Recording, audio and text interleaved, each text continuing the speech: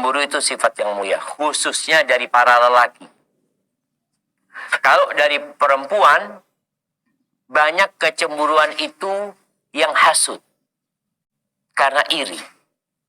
Tapi sebenarnya cemburu itu wajar. Jadi orang kalau cemburu, dalam disebutkan dalam beberapa asar, orang kalau cemburu itu nggak tahu atas sama bawah. Jadi dia nggak bisa membedakan lagi ketika cemburu itu datang. Bagaimana Aisyah radhiyallahu taala anha. Maka para suami harus memaklumi ya, cemburunya perempuan ini.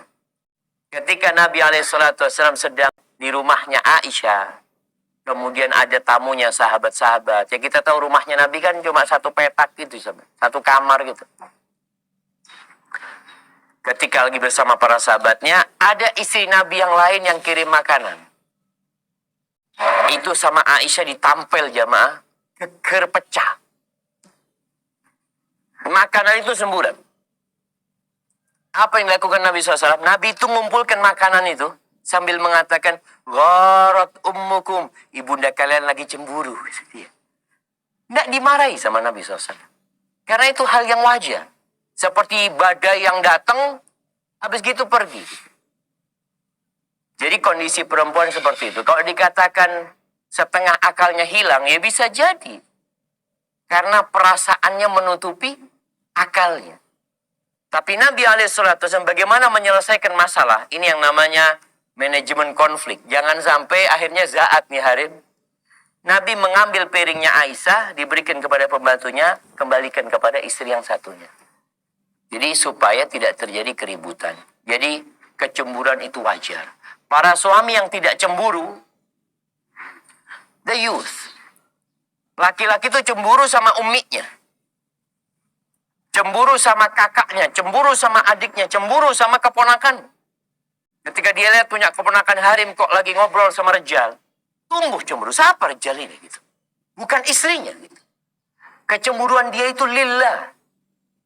Maka kalau suami hilang, laki-laki kehilangan cemburu seperti ini, ya the youth alladhi yuqirrul munkar fi ahli. Jadi seperti itu. Namun ada laki-laki yang kecemburuannya juga berlebihan. Membuat harimnya akhirnya nggak bisa berbuat apa-apa. Itu juga nggak baik. Semua yang berlebih-lebihan itu tidak baik. Iya, maksud pertanyaannya apa? Ada pertanyaan? Mewakili yang lain yang mana yang diwakili ini? Yang diwakili itu saya mana?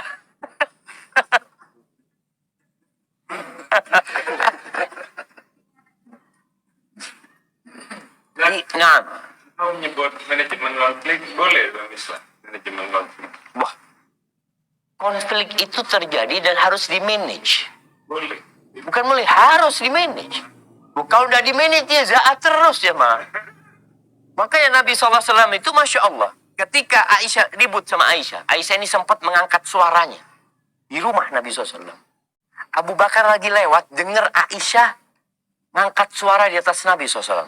Akhirnya ketuk rumah Abu Bakar. Tanya Abu Bakar katanya. Boleh masuk kata Rasulullah SAW. Udkhul masuk. Ketika datang Abu Bakar. Itu Aisyah disamperin mau digampar sama Abu Bakar. Sambil mengatakan, atarfa'ina sautaki ala Rasulillah SAW. Berani-beraninya engkau ngangkat suaramu atas Nabi SAW. Itu ketika mau dipukul sama Abu Bakar, Nabi langsung menengahin. Jangan, nah ini harimnya gitu orang ya. Walaupun anaknya Abu Bakar, akhirnya pulang. Setelah Abu Bakar pulang, Isa masih marah gitu. Langsung dideketin sama Nabi SAW. Engkau nggak lihat tadi aku belain engkau dari orang tuh yang mau mukul engkau tadi. Akhirnya ketawa Aisyah. Jadi di-manage, konflik itu di-manage, bukan dibesar-besarkan. Iya, bagaimana konflik itu hilang. Dan ini para harus pintar juga memanage konflik.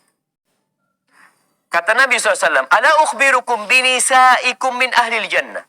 Kalian mau nggak aku kasih tahu istri-istri kalian calon penghuni surga? Tentu ya Rasulullah. Kata Nabi SAW, kullu waludin wadudin a'ud.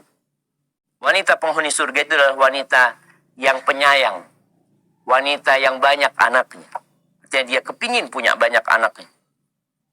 Kemudian yang ketiga, a'ud. Dia suka kembali kepada suaminya. Kalau disakiti sama suaminya, atau perempuan ini yang punya salah sama suaminya, apa kata Nabi SAW? Perempuan ini akan datang kepada suaminya. Supaya konflik ini selesai gitu. Tidak tambah panjang. Dia datang, dia pegang tangan suaminya, lalu dia mengatakan kepada suaminya, La adzuku bi ghumdin hatta tarda. Aku tidak akan memejamkan mata sampai engkau ridha sama aku. Karena konflik ini harus diselesaikan. Wal khilafu syarr. Kata Abdullah bin Mas'ud, perselisihan itu jahat gitu. Nggak boleh dibiarkan. Maka harus ada yang ngalah. Dalam rumah tangga itu, jangan suami merasa, anak kan pemimpin. Iya, dia pemimpin. Tapi sekali-kali dia harus ngalah. Seperti Nabi ngalah sama Aisyah radhiyallahu ta'ala anha. Kemudian Abu Darda pernah mengatakan kepada istrinya, ini manajemen konflik yang diajarkan Abu Darda. Idza ghadibtu faraddini.